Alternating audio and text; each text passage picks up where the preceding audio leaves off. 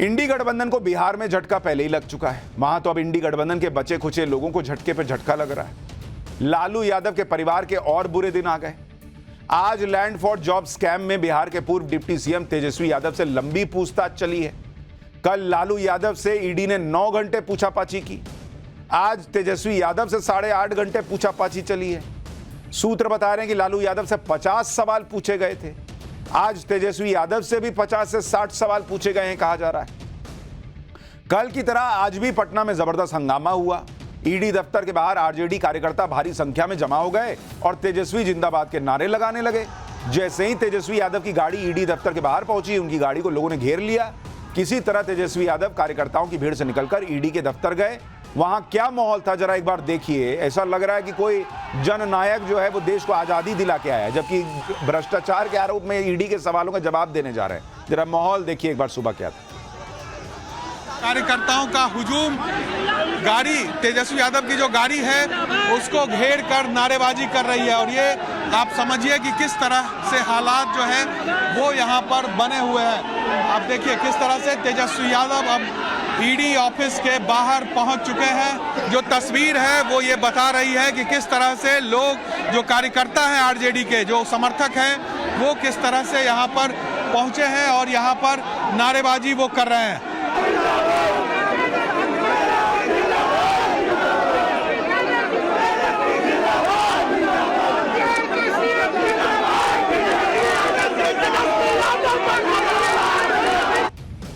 मैं जब भी ऐसे सियासी तमाशा देखता हूं ना, मुझे सीधा नरेंद्र मोदी की तस्वीर याद आती है। जब नरेंद्र मोदी को गुजरात दंगों के मामले में पूछताछ के लिए बुलाया गया था, वो भी मुख्यमंत्री थे, चुपचाप गए, कोई तमाशा इस तरह का नहीं, मोदी जिंदाबाद फलाने, कुछ नहीं, चुपचाप गए, अंदर एक चाय भी नहीं पिए, जो सवाल पूछा गया जवाब दिए, बाहर आए, सुप्रीम कोर्ट से फैसला आ गया, सब क्लियर हो। इतना तमाशा क्या करना है बॉस की? तेजस्वी यादव जिंदाबाद, और जिंदाबाद तो अंदर जाइए जवाब दीजिए। बाहर जिंदाबाद बोलने से ईडी नहीं पूछेगी क्या? इधर ईडी दफ्तर में के अंदर तेजस्वी यादव से पूछताछ हुई, बाहर आरजेडी नेता अपना गुस्सा मोदी सरकार पर निकालने लगे, नरेंद्र मोदी को कोसने लगे। यह आरोप लगाया कि ईडी सब कुछ नरेंद्र मोदी के इशारे पर कर रही है। जरा सुनिए क्या बोल रही है पब्लिक को।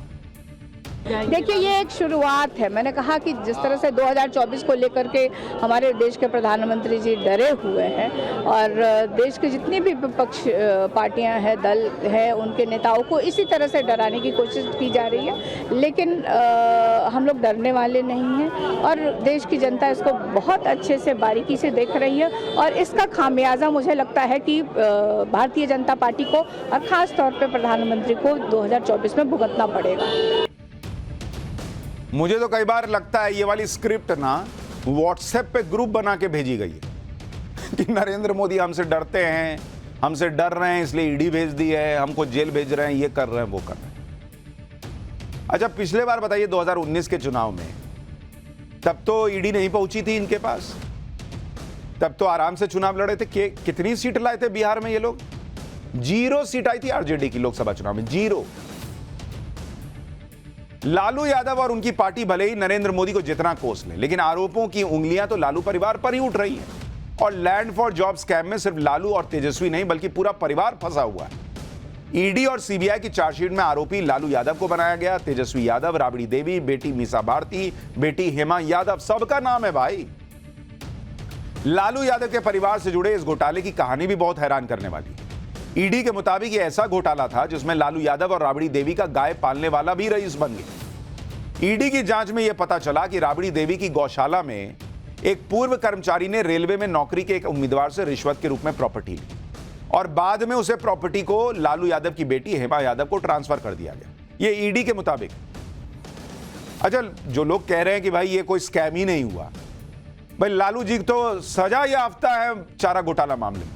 उसमें जब कह दिए एक दिन कि भाई उसमें तो हम कुछ किए ही नहीं, तो इसमें तो अभी बहुत जांच बची। लैंड फॉर जॉब स्कैम क्या है, इसकी पूरी कहानी भी आपको शॉर्ट में समझाता हूं।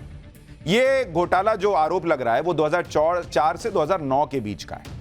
लालू यादव तब यूपीए सरकार में रेल मंत्री होते थे। आरोप है कि तब पद का दुरुपयोग करते हुए लालू यादव ने रेलवे में नौकरी के बदले लोगों से जमीन ली। अब समझिए ये घोटाले में कैसे अंजाम दिया गया होगा जो ईडी कह रही है। पहले ये लालू यादव के करीबियों की मदद से शेल कंपनियां खोली गई, ये ईडी का आरोप है। फिर दिखाया गया कि इन कंपनियों ने कुछ जमीनें खरीदी हैं। उसके बाद बहुत कम रकम पर कंपनी के शेयर लालू यादव के परिवार के सदस्यों को ट्रांसफर करने का आरोप है। जांच एजेंसियों का आरोप है कि अमित कात्याल नाम का एक व्यक्ति जो लालू यादव का करीबी है, वो लालू प्रसाद यादव और उनके परिवार के लिए इन कंपनियों का मैनेजमेंट करता था। आज इसी घोटाले के आरोपों से फंसे हुए तेजस्वी यादव से ईडी ने लंबी पूछताछ की। ईडी की 12 सदस्यीय टीम ने तेजस्वी यादव से पूछताछ की। जिस कंपनी के आप मालिक हैं, वो कंपनी कैसे बनी, कब बनी, ये तेजस्वी यादव से ईडी ने पूछा। फिर पूछा कि जब आप नाबालिग थे तो कंपनी बनाने का आइडिया कैसे आया बॉस आपको।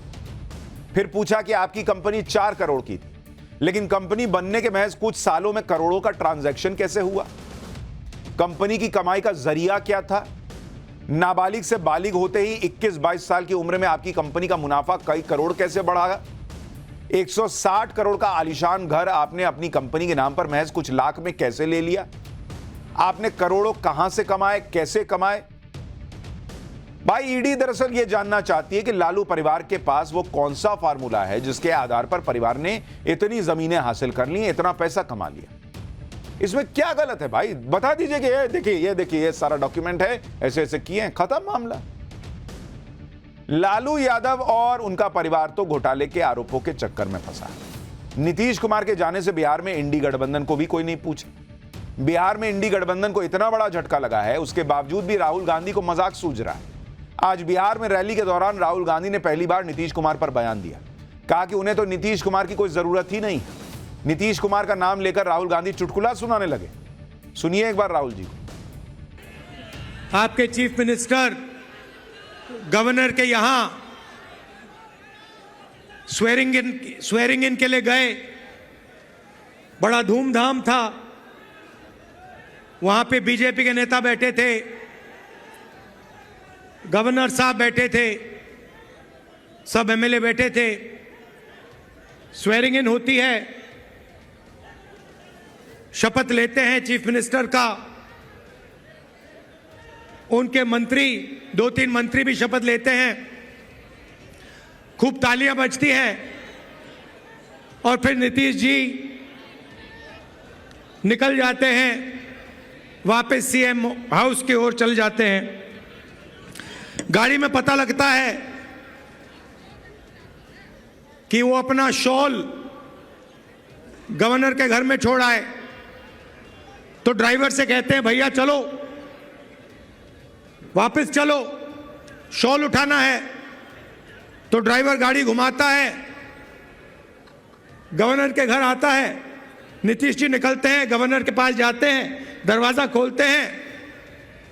गवर्नर कहते हैं भाई इतनी जल्दी वापस आ गए। तो ये हालत है बिहार की। बताइए, जोक सुना रहे वहां खड़े हुए। और ये हालत है बिहार की, ये हालत है नीतीश कुमार की। काहे लिए थे इंडी गठबंधन में, तभी बोलते कि इनको बाहर करो भाई, इनका कोई भरोसा नहीं है।